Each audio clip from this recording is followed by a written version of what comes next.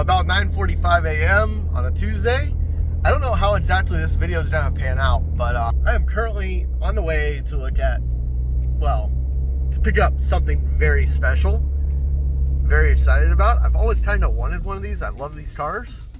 And the only way I would ever get one is if I found one at basically a steal, especially according to today's standards. I just so happen to ran across something that is not on Marketplace, and it's not really posted for sale on any website anywhere. So yeah, you guys are just gonna have to wait and find out. I'm really excited. I test drove it yesterday, and I decided not to get it because they didn't want to take what I offered them, and they called me up just a little bit ago saying that that they'll take what I offered them. So I'm heading over there now to get it. You guys will see just a minute. Successfully picked up the car. I am driving it home right now, and as you can see, we've got ourselves a little gem. This thing is nice. Sounds good.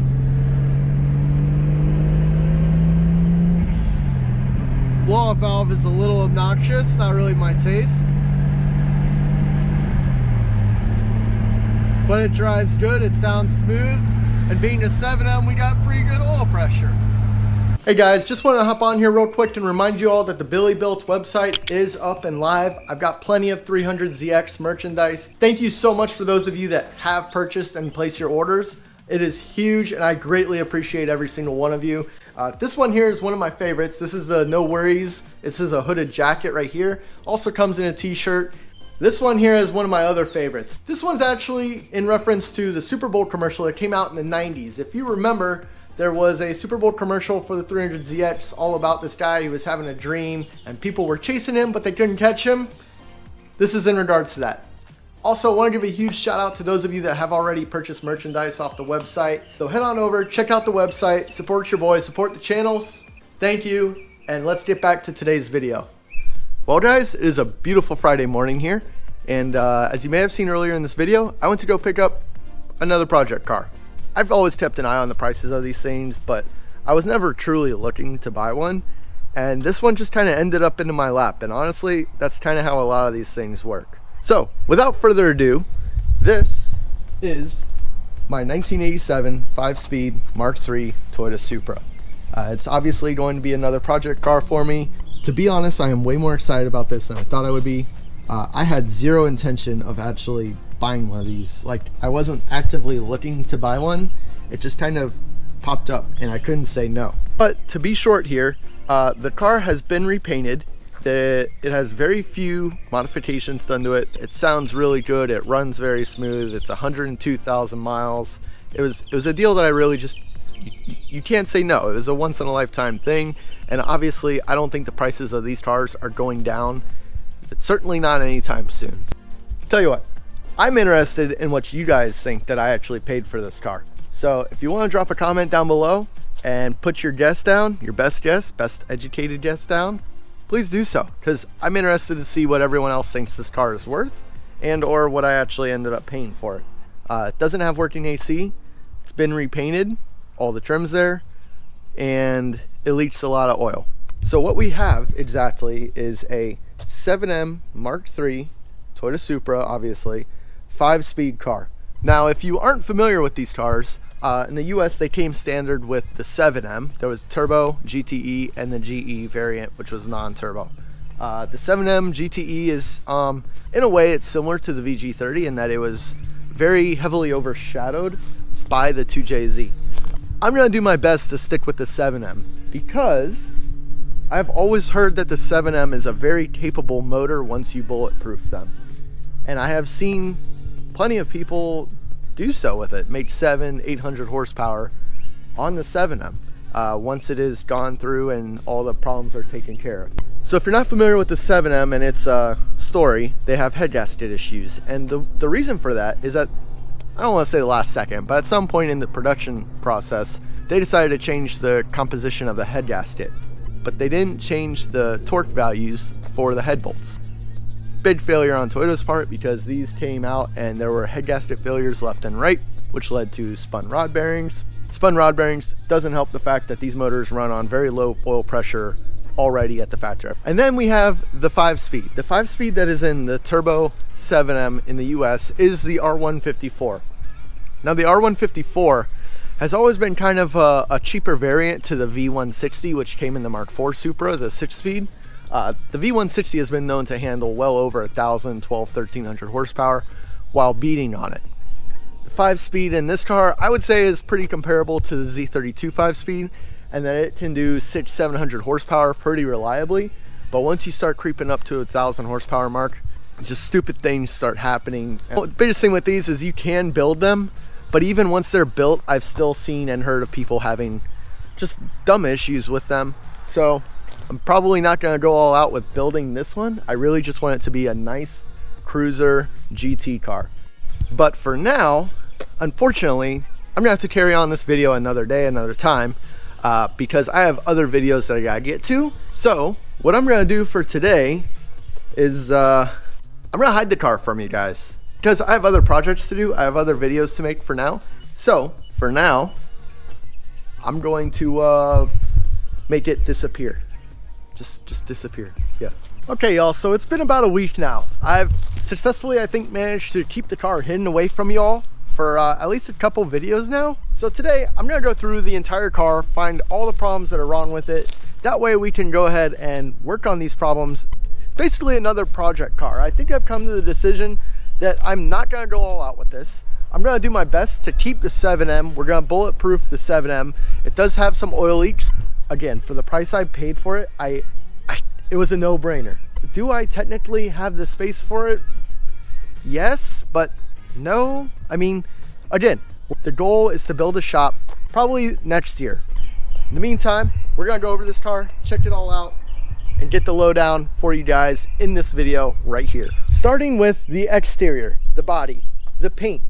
There's a lot of orange peel on the paint. It has obviously been repainted, but what's important here is the trim, the window cowl, the side trim moldings, everything as far as that goes is there. And honestly, the cowl looks mint, the trim looks excellent. Also, not to mention, some of the side moldings are rippling, they're baconating, whatever you want to call them. This one has a nice little gouge in it, looks like somebody got them good. The car is literally black on black on black, which is not really my taste. I'll probably end up getting some sort of gold wheels for the car. I am a sucker for gold wheels on dark cars, so maybe that'll be in the future if I can get a good deal on some 18s. Rear bumper, all that looks stock. Taillights look beautiful in this car. I do have an exhaust. It is, I believe, a 3-inch exhaust. Oh, we can actually see the name of it. Looks like we got a Manzo exhaust.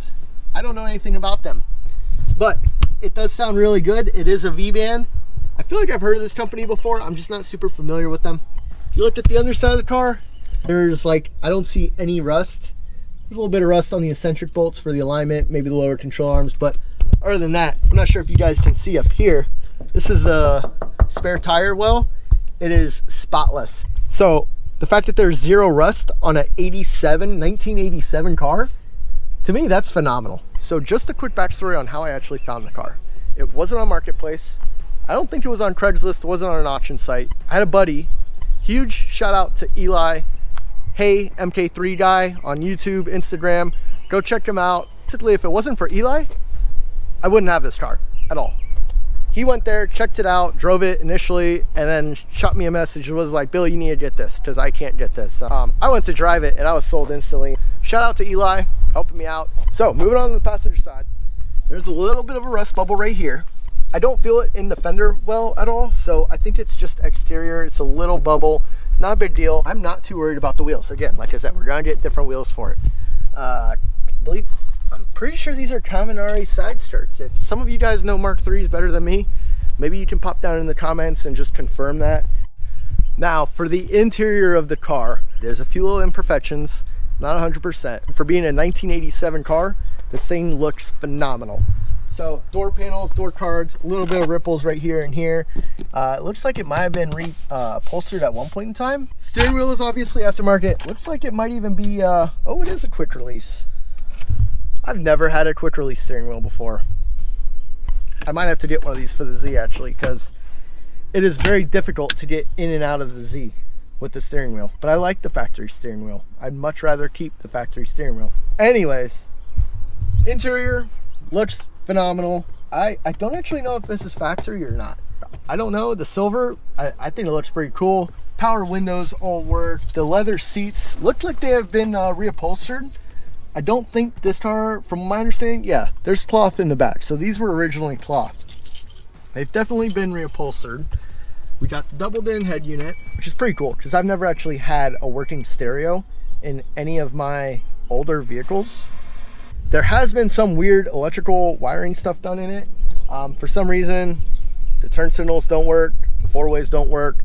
So I gotta figure that out. Other than that, windshield wipers work. All the interior is, it's just here. It looks great. I can't believe it. I cannot believe how good a condition this car is in. I mean, it's perfect for me. Like, this is such a step ahead compared to what I was considering getting at this price.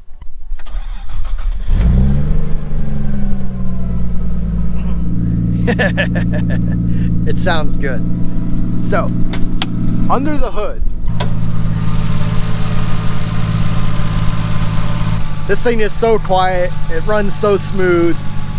According to the factory gauge, we know how reliable those are, but it's got good oil pressure. It is leaking oil profusely on the valve cover. It does smoke after a while of driving once the engine gets up to operating temperature. It is obviously an ABS car, which is cool too. I know ABS was an option on these. From the information that I got from them about the motor itself, they said, quote unquote, it was gone through. Now, what that means, I don't know. If you ask me, it looks like they just threw some red couplers in there and called it a day. So we're gonna be pulling the valve covers off. When I pull the valve covers off, I'm also going to inspect the head bolts, head studs, to see if they were changed aftermarket, because I know these have issues with head gaskets and oil pressure. With that said, we're gonna go through and bulletproof the 7M oiling system and correct the head gaskets before we have any kind of a problem there. But for the most part, this car is going to be just a smooth running cruiser. I want to make some power out of it. I want to pump it up a little bit, make it a little bit more enjoyable. Looks like a factory turbo, factory downpipe elbow. Yeah, so this car does still have the factory downpipe in it. I would definitely like to upgrade that, as well as the factory intercooler. This thing has the factory intercooler. How crazy is that? It sounds phenomenal, guys. This exhaust system, it sounds so good. Obviously the brake fluid needs change. I'll probably change out the power steering fluid. It sounds so good. Let me set you up.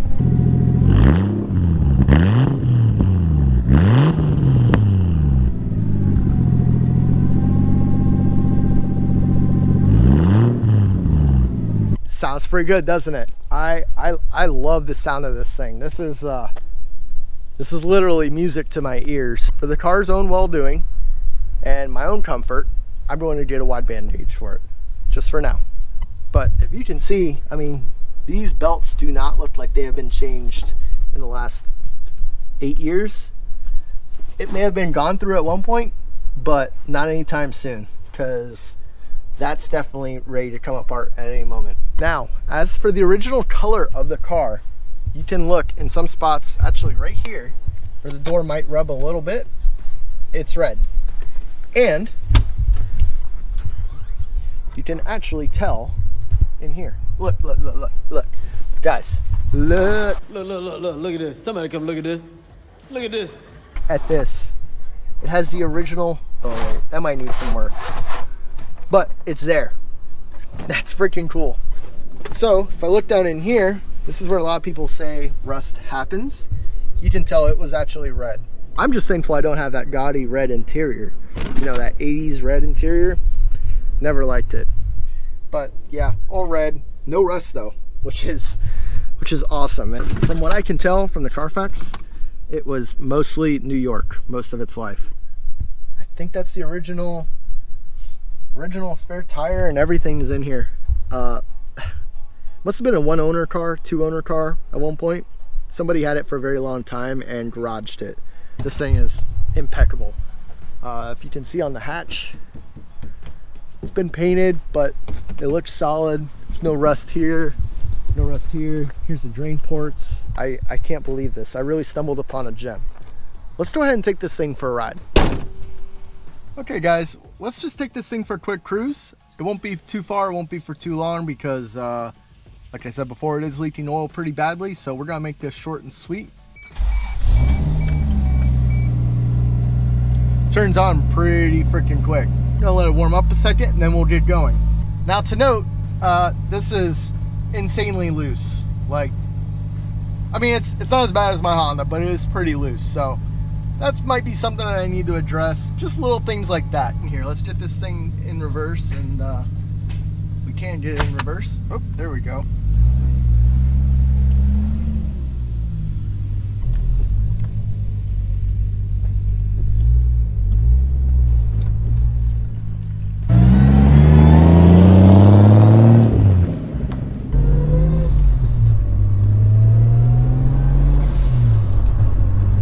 Overall, you guys, this car runs excellent. It sounds beautiful. I don't know if the audio on my camera does this justice. It's not too loud, it's not overbearing. For being, from what I can tell, a straight through exhaust with a little elbow in it, it is not loud at all. There is a little noise in the suspension, which I'll find out here in a second what exactly that is. But overall, you guys, I mean, this is just awesome.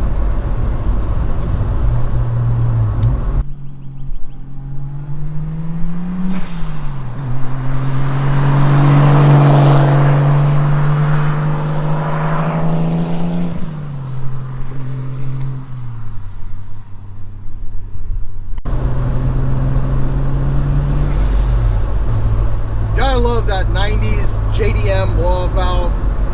It is a very period correct blow-off valve, I will say that. However, it's a little bit much for my personal taste. Now, I don't really want to get on the car too much because there's still a lot that I don't know about the car.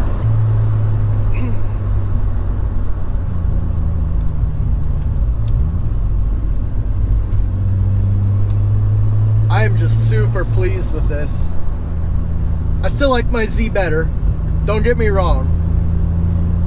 But years ago, when I bought my Z, I would certainly not have been disappointed if I ended up with a Supra. Get a little bit more blow-off valve action here for you guys.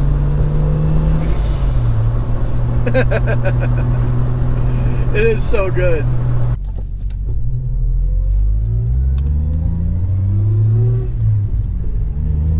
What's important here, the car isn't very fast. It's nothing outstanding, but it is certainly enough to put a smile on anyone's face who rides in it. And you know, to a certain degree, that is more important. We can talk about numbers on paper all day long, but at the end of the day, it's the smile that counts.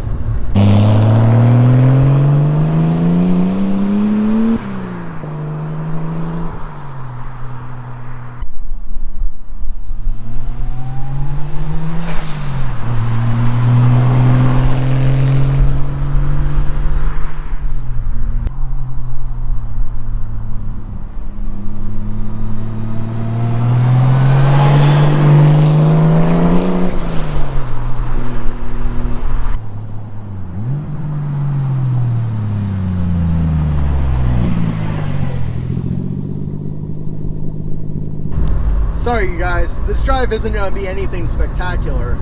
It's more or less to just get a feel for the car.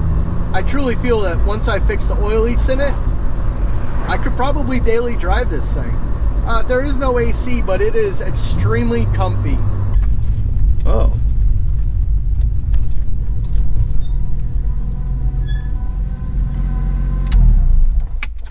For now, let's check out the outside of the car and see what the suspension and engine actually look like under a light. Unfortunately, it is leaking oil pretty bad and it smells strong. Why don't we go ahead and check the oil real quick on it. Okay, the oil is definitely full. It's actually over full. Actually, how's this look? Yeah, that looks good. It's red. It smells like tranny fluid. At least they're using the right stuff. There's still a little bit of pressure in the lines. I'm gonna leave it on that. Let me check the coolant overflow at least. We got pink coolant. That's a good sign. If you don't know, Toyota OEM coolant is pink, so that is more than likely. At least they tried with this car. That's a good sign. I'm not gonna pop open the radiator right now because it's still under pressure from driving it. Gotta change out some fluids here, fix some oil leaks, do a timing belt change. I'm almost positive, yeah. Valve covers are definitely leaking profusely. There's like solid wet oil in there. Yeah, it's just kind of pooling up. It's bad. I really can't tell if there's another leak or not. AC is definitely not working. That pump is not turning on. The oil pressure sensor is working, so that's a good sign. There is no fan shroud on that radiator, so we'll probably have to make something for that. No big deal. I did notice that the oil cooler itself is actually leaking as well, or at least the lines to it are. Yeah, you can see a little bit of wet down there and the lines underneath that run below. I guess we got our work cut out for us. Let me get up under the car real quick because I actually haven't put the car up in the air and crawled under it.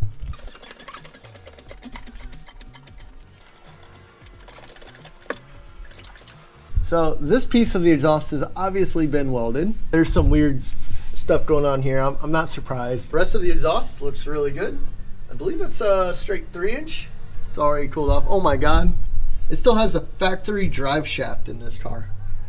Holy crap. Look, all the factory shielding. There's just oil everywhere. Maybe that's why there's no rust on this car. Transmission's just coated in oil from the engine leaking. Once I get the valve cover gasket done and a couple of the main seals done, I think it'll be all right. It's definitely a Kaminari style front bumper, stock intercooler, stock piping going to the intercooler from the looks of it. Looks like they painted right over top of it, which is phenomenal. Miraculously, we still have the original belly pan on it, which is mind-blowing. I'm going somewhere in a bit, so I can't get too oily or dirty. As you can clearly see, it is definitely leaking oil. Looks like the transmission was removed at one point recently. Definitely, I think we're missing a shroud right here. Missing a bolt there. Stock downpipe, as I said earlier. This is definitely aftermarket, but this is... I don't know what's going on with this exhaust. I'm sorry guys, I don't have much room under here. I wish I had a lift. If I had a shop and a lift, I'd be able to show you way better, but honestly, it's not too bad. For a 37-year-old car, it looks really good. 102,000 miles. The rubber is probably 30 years old. Quick, while I got it up in the air. Ooh, what is that? I think that's a wheel bearing. All right, so this is why you do inspections after you buy cars, because you run into stuff like this. Look at that ball joint.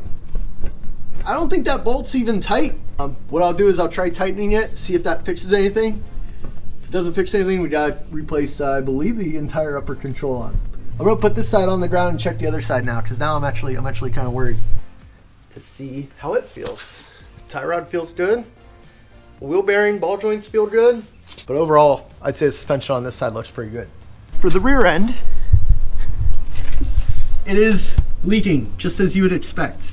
Probably gonna need to change the oil, top it off, at least make sure it's good for now. Rear axles look pretty good. They're not torn, boots are not torn. I'm fairly confident this car was probably garage kept most of its life, because I have not seen much, if any, rust at all on it. And considering it was a New York car, it's pretty incredible.